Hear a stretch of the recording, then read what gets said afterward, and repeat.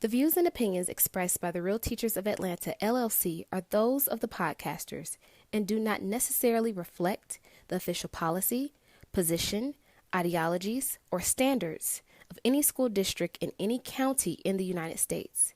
Any content provided by our podcasters, guests, and callers are of their opinion and are not intended to malign any religion, ethnic group, club, organization, company, institutions affiliated with the local government, individuals, or anyone or anything.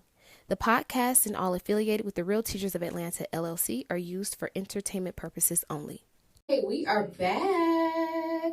The Real Teachers of Atlanta. Please make sure, the guys, that you like and subscribe. We would greatly appreciate it. We are Real Teachers of Atlanta at all handles, Instagram, TikTok, YouTube. Most important. Yes. So we're going to talk about a pretty serious topic this week. Teachers and mental health. Yes. Okay. I have found some very interesting statistics. So teachers are more likely to experience depression symptoms than any other adult. In fact, 78% of teachers said they experience frequent job-related stress, and that 1 in 5 are coping not so well with that. Half of teachers reported feeling burned out, and 27% said they experience symptoms of depression. So they're depressed. That's a very nice way of saying they're depressed. Yes, Let's get into it. Yeah. So, I don't know. I guess for me, I'll share my experience. I don't, I know y'all have heard about it, but like I feel like that's accurate. When I started, I've always believed that, you should go to therapy and have a therapist. I think you should have a therapist on deck anyway. But, like I started teaching, it's been 4 years, and I think within a year, therapy went from once every 3 months to once a month to every 2 weeks having to go to a check-in, and finally, like I think by the end of the first year, I was like I had active prescriptions for depression. And you think it was teacher related? It was definitely teacher related. Wow. Matter of fact, when COVID hit, when we went virtual, the therapist was booked all the time. It was it's an office, and they were booked all the time. And she told me, "Oh, well, it's because teachers are here. Y'all are here. Everybody's here." So we were literally they were booked with. It was just an influx of teachers. Yeah. So what were some of the things that you were going through that led you to say, "Hey, I need to talk to someone"? Some of the things that I noticed, like kind of hindsight is 2020, right? So some of the things that I noticed initially were like weight up and down. I was getting migraines a lot, and I'm not one to get migraines like typically. And being sick, like my nose would be runny, which for me, I have seasonal allergies, so I kind of kept dismissing it as allergies. My hair was like coming out. I remember I would comb my hair and see like chunks of my hair everywhere. I do remember that. I was getting like patchy skin, like my skin was really dry. I remember even one time you mentioned you were like, your scalp looks really, really dry. And I was having like these dry patches. I didn't even realize it, but it was like all over. And I just thought my skin was dry. So I was like trying to always put on lotion and things. And just sad. But I couldn't explain it. Like, things like it wasn't like not a specific student or not a specific moment. It was just, you would just be sad. And not that you're sitting there crying, because I think people always have that misconception like you're in the corner crying somewhere. Right. But literally, it does. But I think people, when you don't, it was just like, when you don't have like the outward I'm crying. Because for me, when I was having those episodes, it was actually panic attacks from anxiety. So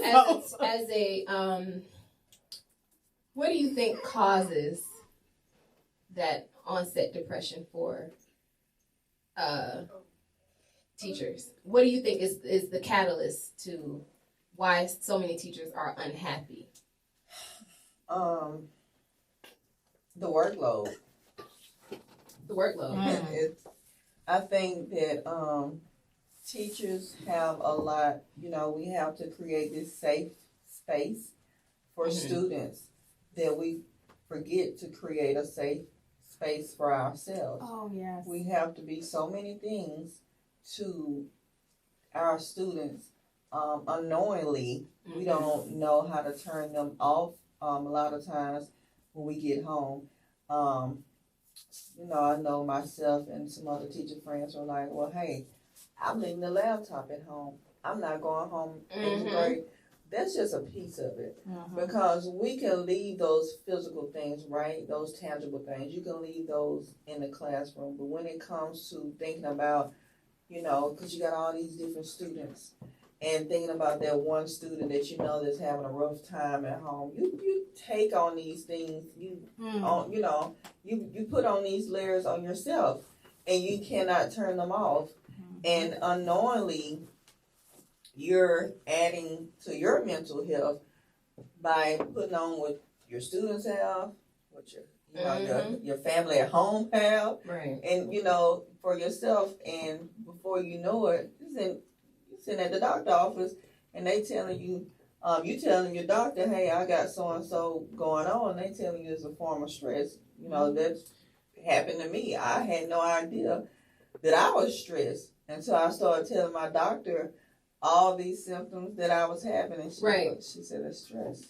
So it's stress related. Yeah, I had one of the things that I think, even with you saying that, comes to mind is like when we talk about the workload and what the workload, but then the kids, right, and us taking on their emotions, because we make ourselves responsible for their well-being and how they're feeling, and we take all that in and try to fix it, try to make fix all these things and make them feel better. But I think the other part that really sticks out that you stated is that that's only a piece of it, that there's not a place for you that's made for you. So we're trying to make a place comfortable and safe for those students, but then teachers aren't offered that same type of space. I know we talk about like the Zen rooms and decompression spaces and teachers lounges, and I think people don't realize that every school doesn't have that. So you don't have a chance to get there. Right. No, and you don't. So it's like, yeah, even if you do have, you're right. Even if you do have it, what's the point? You cannot use it. You don't have access to it because you don't have time. Well, from what I've experienced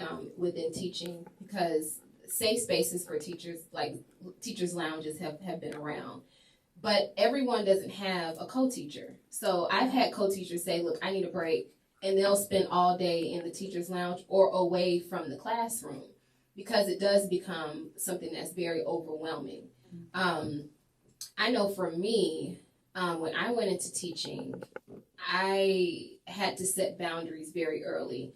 Because, when you go into teaching, the good thing about teaching is that you can have a village. So I saw what not to do. So immediately I said, okay, once I'm done, I'm leaving the laptop at home. If I even need to play quiet music in my room throughout the 4 periods that I have, you gotta have the music, and that's like the undertone for the kids while they're working. But it's really for me, to keep me calm and making sure that everything is level. But I've never had those experiences where it's been like, okay, I am sad or I don't want to, how can I say? I had to set boundaries very early. Like coming in is like, this is what I am not doing. This is what I am doing. But teachers, they come in the beginning of their career and they want to do everything and to please everyone. And you can't do that. And that's very real. I mean, I have seen teachers, just have a breakdown. It's a serious situation. I remember when I started out as a teacher,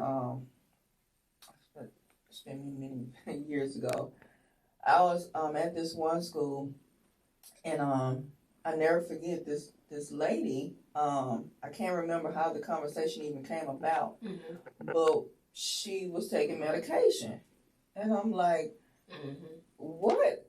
That, at that time, again, I'm new to being an educator, this career change. So I'm new to being an educator, and I'm looking at this lady. I was like, "Girl, ain't no kids about to put me on medicine, right?" And I'm like tripping. Like, you mean to tell me that she was like, "Girl, this is a lot." But I had no idea at that time. Again, I'm a new teacher. I'm starting out, So I'm excited. You know, I'm the captain, saved the students. Yeah. I had no idea what this lady was talking about. That is so now true. You do. Because now you do. coming in Absolutely. when I was subbing, there were so many teachers there. How can I describe it? They were all medicated on something. Yes. Antidepressant, anti-anxiety. High it was all like the time. Like high dosage. Yes. Like this is something that's normal. And I think that's also why I'm like, okay, I have to set boundaries very, very early. There are so many teachers that are outside of school, and this is when I was teaching when I first started, like they're silent drinkers, not on the job, but you know, it's one thing to have a drink after school. No. But they were making it seem like they are like hardcore drinkers because of the profession. And I'm like, this is everybody, not everybody, but too many of you all are medicated. Too many of you all have underlying health issues that, you know, stems from stress. But I want you to, when you think about what you're saying and then you start to put that timeline in a day together, you're talking about people, and I feel like people also miss the dangers in what we're talking about.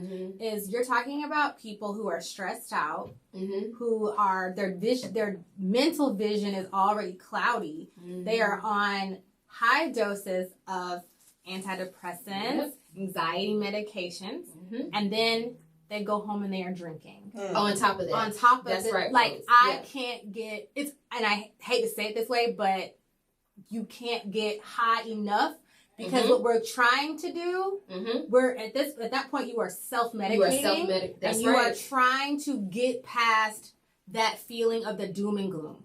I do remember, like, and I, like, for me, like, okay, having a drink every now and then after work, that I don't feel like there's an issue with that. But when you get to the point of I need to drink. I need to take all this medication and then drink. I need even sleeping medication. There was a point where I was on Z-Quil just because I could not, the number of things rapidly rolling through my brain. Oh, I need to do this tomorrow. I got to do this. I got to do this. Like, you're constantly on. So now I'm trying to literally turn my brain off just to rest. Because we don't have a way to, you know, we have to decompose. Yeah. And maybe that's the way that, you know, that's not a good way. Correct. To release, you know, we have what we're doing as a release method, but people need an outlet. Yes. And you know, we'll share some things that we've all have done and continue to do as teachers to kind of, you know, decompose more. And you know, a lot of people, you know, they'll say, well, you get the summers off. I hate that statement so much. Like, no, we do not. That's a lie. We're unpacking. Yes. We are really unpacking during the summer. Yeah, it takes weeks, and too. And some of us are still teaching summer school. Going to professional Not development. me, but... Oh my God, I don't even recommend that teachers do that. No, I did it one year. It was like, absolutely not. Professional development for weeks on end. All during day the summer. During the summer. So some of us are not free. Most of us. And I think, like, I discourage teachers from teaching summer school. And I know, like, you know, if you're an administrator or a district listening, I'm sorry, but I do. Because it is too much. I mean, if you're a teacher that you feel like you can take it, do it. But I did it 1 year. And I was like, I taught the whole school year. We had, a 2-week break. Had to go in 3 days before summer school started to plan. Taught the summer school. Got finished with summer school. Had 2 straight weeks of professional development and 2 weeks of summer.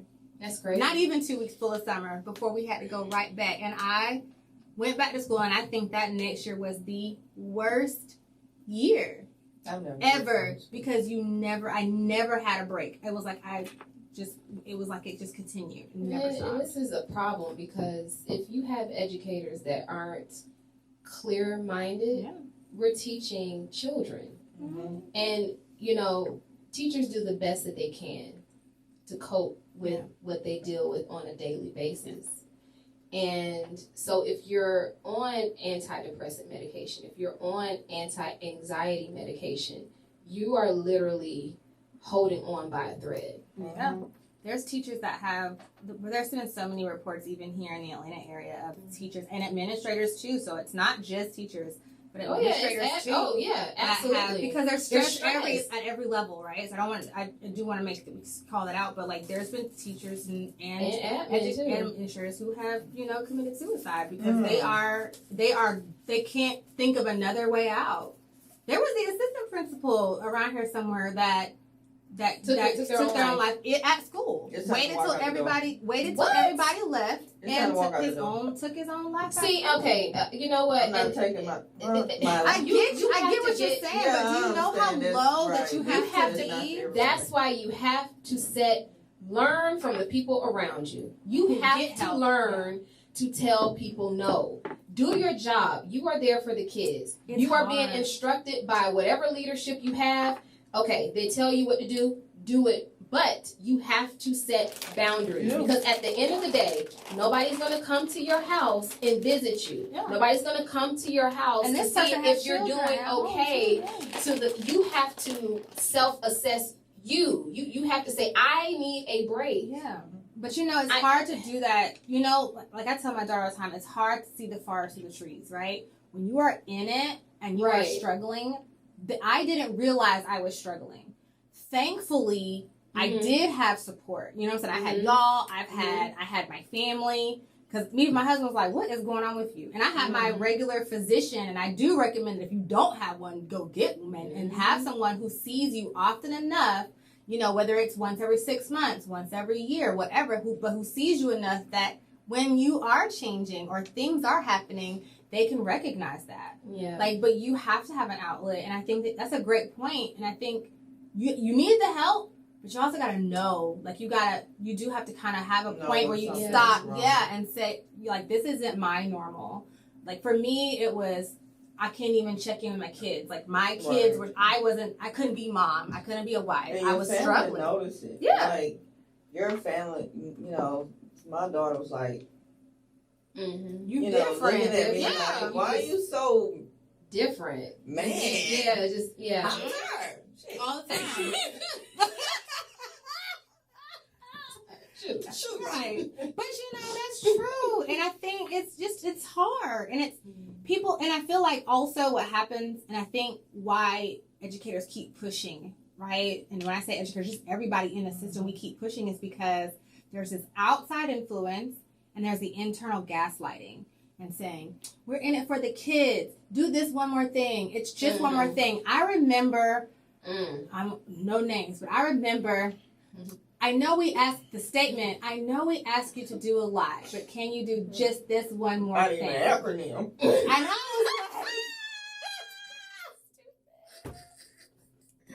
This is so Go ahead, bro. Go ahead. But to ask us, I know we ask you to do a lot. You do a lot already, but can you do this one more thing? Can we, just one more thing this one time? And that one time doing that thing was every single day. Yeah. And I was like, this is it. And when I went to the doctor, she was like, let me put you on this dose right here because when it comes to the point where I have to, you got to stop and just, hey, I'm not going to be on 4 to 5 different medications. Absolutely. I don't even like taking my iron pills. So or the chlorophyll. Wait a minute. I'm done. We're working up here. I'm working up the chlorophyll. What you just going to do is put all my business out there. We don't talk about Diet. Shots fired. Okay, that's what we're doing. Or even high blood pressure medication. Yes. You should not I've never had high blood pressure. I found myself in the nurse's office one time because something didn't feel right on me. Wow. I know, something, my body just did not feel good. Pay attention to your body. You have to, your body is always going to tell you when something is wrong. Do not ignore it. Don't ignore it. My pressure was up. And I came out of 40-some years of life, I can never remember or recall when I had high blood pressure, but I knew something wasn't right. I had high blood pressure, so you have to put stuff on pause and regroup. Yeah. Yes. You know, Take because care I'm of not you. one of those people that easily stress out about anything. Like nothing. You're so even tempered. I think Joia is too, but I know for sure you're just like, you know, you kind of just, you have a way of dealing with things. So I think for us it was really surprising too. Yeah, it was. Yeah. But I know that Joia has some tricks of the trade that we're excited about that she's going to share that has kept her out of therapy. Jesus, thank you, Lord. The therapy Well, is you know, expensive. And there's nothing wrong with There's that. nothing no, wrong no, with therapy. there is. However, There's nothing wrong with we're going to try some But tools. bring your sage. Yes, and the lavender. Say it, the So- lavender. Play your meditation music in your class. Or your trap music, whatever gets you. Whatever gets you you together. right. Not the trap music. I remember like it. when Ty and I first met, I gave you some liquid sage to Yes. spray around you. Yeah. Absolutely. Sprayed up and down. Oh, You know, I used to pray over my classroom at the start of Or every you can school do, year. and that's pray even over better. that classroom. Pray over your Lord bless classroom. it. Play your music, but you know, yes, for, I was grateful for that sage. For the sage. Yes. I didn't know that sage comes in a spray formula. So Yes. that was, you know, I know we've shared Uh-huh. stuff throughout our time meeting. But each go other. ahead, let me see. Let's see Yes. what you hook us up Bring so a we can rose up be. to speed. It's all right. You know, wasn't invited to the party at first. It's all So, this is called a tuning fork. right. And this is what I use. You know, you can use it on different parts of your body, like if you're hurt or if you're injured. Our producer in the back has this liquid sage. He got the liquid sage. I know, That's that's what right. I'm talking about. The This liquid is the- sage. Yes, It's the Lord. white sage There you and go. Palo Santo. Yes, Yes. that's what you need. We'll put This some is links the- in there this time for y'all, okay? Thank you, Check the Lord. link. Check the description. Yeah, for we're gonna links put to everything this in the because description. We want you to have whatever you need to get you right so you can survive the rest of the school year, Jesus. Let them finish this. Go ahead. Real quick. So this is, you know, a frequency tuning fork. So Okay. your body, real quick, is a energy tool. You know, Mhm. we're all energy. So music is something that can calm you down, and this is really good for your nervous system, which is triggered Okay. when you're stressed. Okay. So you can just tap it. You probably can't hear it, but yeah, you can't hear it. But anyway, But it makes you can see it vibrating. yeah, it makes this vibrating noise, and you can just, you know, wave it over yourself, or you can put it kind of close to your ears, not too close because it gets too loud. Really? Yeah. Okay, yeah, now you I can try do it. want, I like to try that. Yeah, So you just tap you it? just tap it.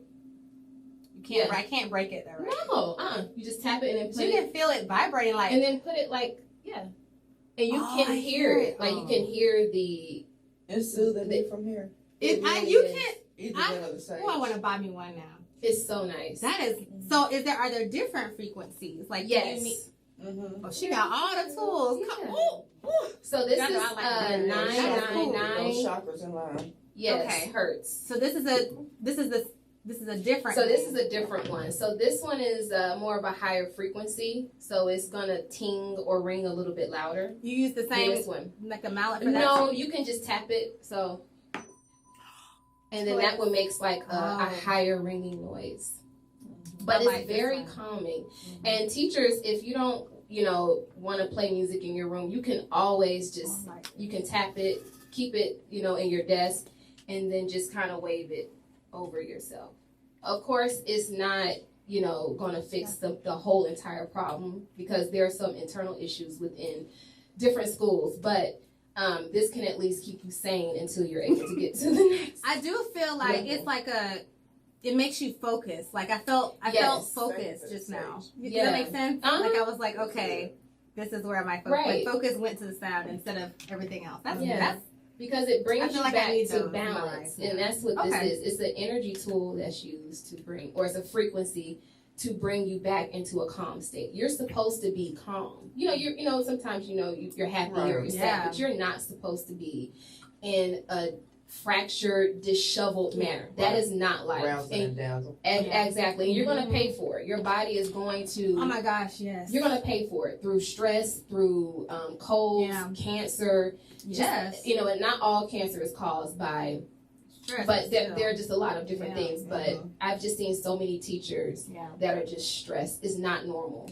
It's So, okay. what are some of the signs that teachers can look for to say, okay, hey, I'm stressed? I think first, like, I'll kind of just run through something I know, but changes in your appetite, changes in your mood. So if you're typically, like, I know for me, I'm typically a very outgoing and happy-go-lucky person. But when I started, like, closing myself in my classroom, I know you remember that. I just stay in my room. I don't want to be bothered with nobody. And I couldn't take it. Also sensory. So if you are one who typically is a hugger, but then the hugs almost feel painful or it's frustrating, or being close to people is bothersome, those are signs. Like, your body is telling you, just, I think moods, bowel movements, not wanting to go to the bathroom, going to the bathroom a lot. Yeah. Sleep patterns. Pay Yes. attention to your sleep patterns. Yep. I was a person that I get up with the crack of dawn. I mean, I'm a morning person. So pay attention to the sleep patterns. If you're not waking up like you normally do, if you're coming home, taking a nap for me had become the new norm. Yeah. So pay attention to that. Like, you just don't have the energy to do those afternoon activities because you're worn out. Yeah. And also, if you start having, like, thoughts of just not wanting to be here, I do remember, like, driving down the highway going, I just don't even have to do this thing no more. And I was like, you know what? You're tripping now. Like, Here period or like on earth. I was just like, I'm tired. Because but thankfully, like I said, I knew, I was like, I had the whereabouts to be like, all right. So I think those are all some things that you can look for. And we will put some links in our description. So if those are things that you are feeling, you've got some stuff going on, we'll have some support for you. And the description of this video. Does anybody have anything else? No. Take care of your mental health. Yes. You're no good to anybody else if you aren't any good. You have to take a break. Absolutely. If you need it. Yep. Well, you can find us at Real Teachers of Atlanta. We thank you for joining us for another episode. Again, all the information for our video will be in the description. So if you need any resources or support, it will be there. Thank you for watching and hanging and rocking with us. And bye. Bye.